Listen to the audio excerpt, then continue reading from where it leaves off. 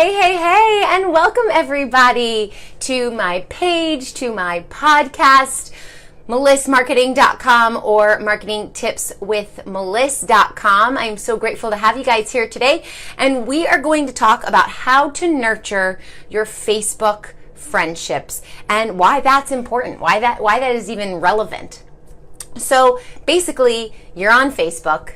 You've got your friendships, maybe people that you know, people that you went to school with, people in your past, maybe some exes that you dated. But if you're building an online business, you likely have a lot of people on your Facebook page that you have never met face to face. People that heard of you and then requested to like your page, or maybe a friend of a friend. So there are a lot of connections there that you might not be connected to outside of the social media world. And so it's really important that you need to bring these people into your social media world and really nurture that relationship. All of your online business activities and business building comes from the very basic thing of building relationships. If you don't build relationships, you're not going to have a successful business. People aren't going to hear about you. People aren't going to have word of mouth, referrals, reviews, social proof. None of that exists without first building a relationship. People aren't going to buy from you without first building a relationship, because has anyone ever come to you, solicited you right at the door, hey, buy my stuff? You've never heard of them. You have no idea what they stand for. You're usually not going to buy from them. But if people are offering value to you, you're building a relationship, you begin to trust them and really like them, that's when the relationship starts to build and blossom, and trust comes into play, and then they really like who you are, and you have a lot of commonalities because they've learned about you. And then if you need to sell them a product or a service, they're more inclined to even hear you out, because everything stems from relationship building. So it's really important to know how to nurture your Facebook friendships, whether you know them offline or not. So the first thing you need to do is be proactive in reaching out to them. And what I mean by that is you make the first move. You make the first step. Send them a Facebook message. Say, hey, what's up? How are you? Just checking in, popping in to say hi, seeing how your day went, or want to learn more about you. Thanks for connecting. Some sort of connection. It's all about networking. So you make the first move. Don't wait for somebody else to do it.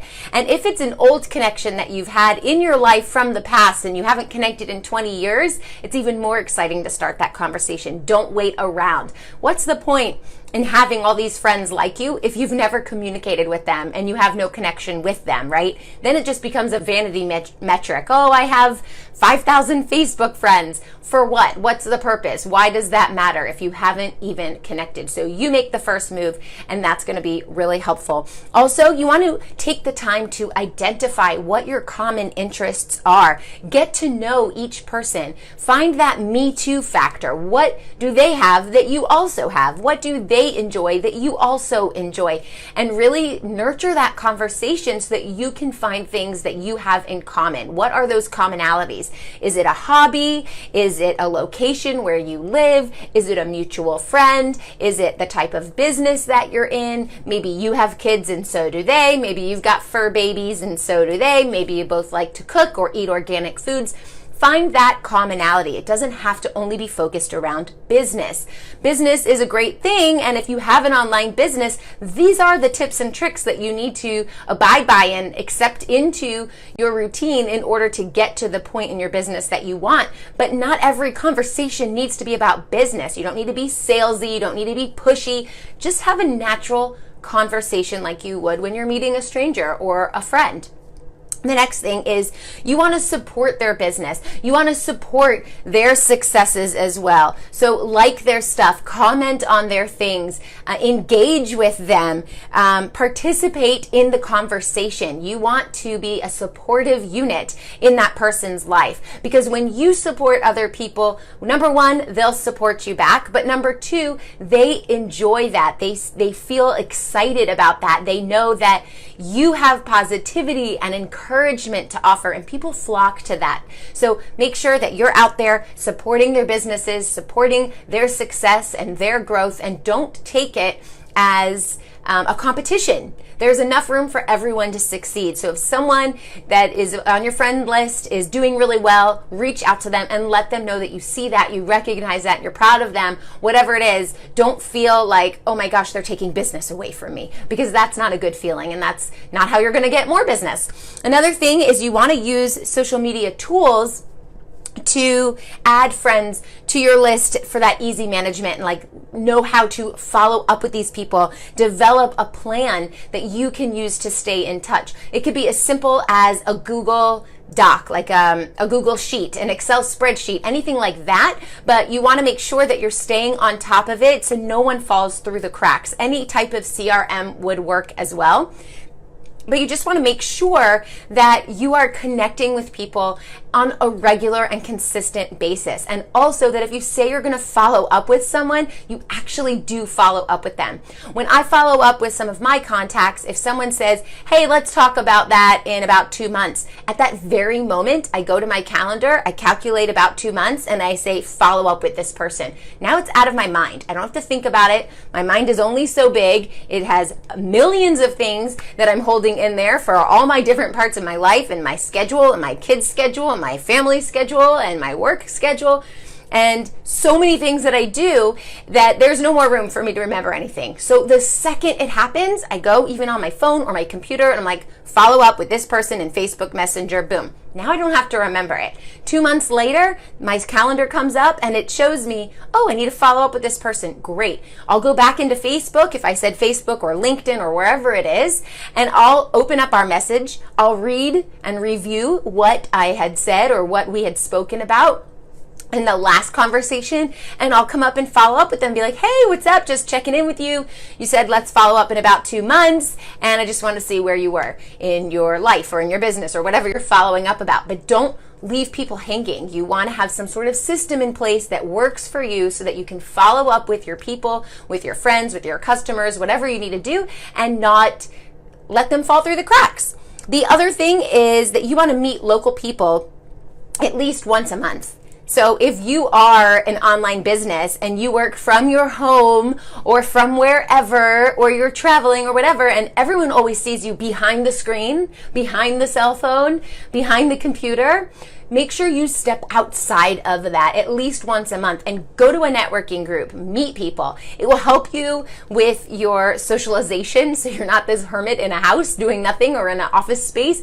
It will help you reach out to other people, and it will connect you with their network. And their network could be a vast network, both on and offline. So it's important to put yourself out there, to show up, to be visible, and it's important to take that offline as well. Maybe being a speaker at an event, getting a lot of contacts that way, or just hanging out with a friend for coffee and catching up. What is it that you're up to in your life or in your business? Just make sure that you have a meeting at least once a month. That's only 12 times a year, guys. Not a big deal.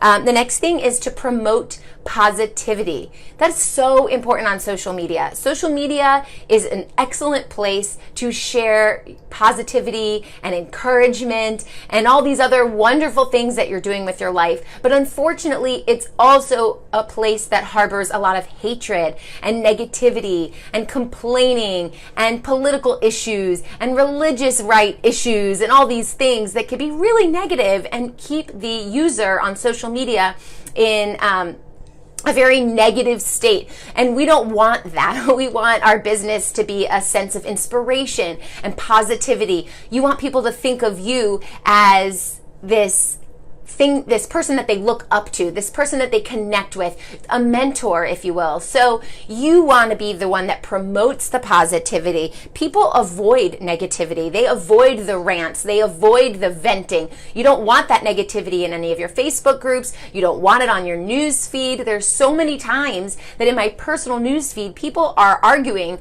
about really dumb things, or they're name calling each other because they have different political views, or they feel differently on a social issue. Look, we're all human. We all have our own thoughts. We all have our own ideas. Social media is global, so someone in one part of the world is going to think something completely different from someone else in the world. You just want to be open-minded. And there's so many times where I've had to unfriend people or at least hide their newsfeed from my newsfeed because I just couldn't handle all that negativity.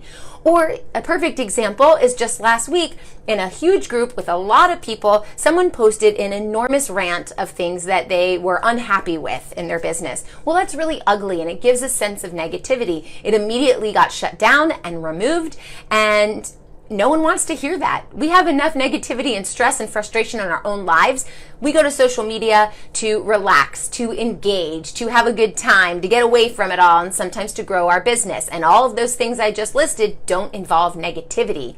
So be a source of positivity. Keep it positive, lighthearted, uplifting, and more people will come into your tribe, into your social media world.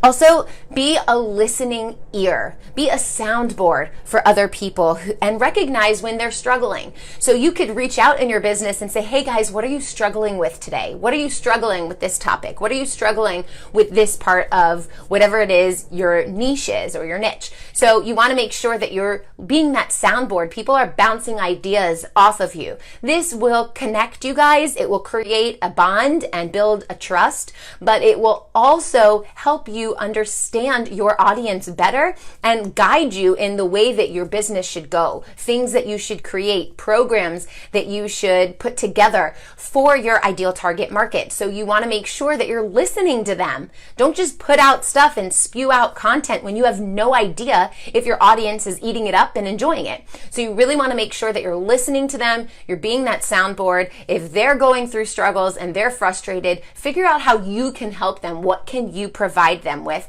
so that you can make it easier for them and you're building that relationship. It all comes back to building the relationship. Another thing that you could do is to celebrate birthdays, especially on your personal page. That's where it is. Facebook makes it really easy for you to do that. It tells you when every one of your friends is having a birthday. Sometimes it gives you a video that you can post onto their wall, and you can even take that off of Facebook if you have a connection with them some other way, and you can send them e-cards, or you can say, hey, let's grab some coffee, or you can call them on the phone or send them a text message.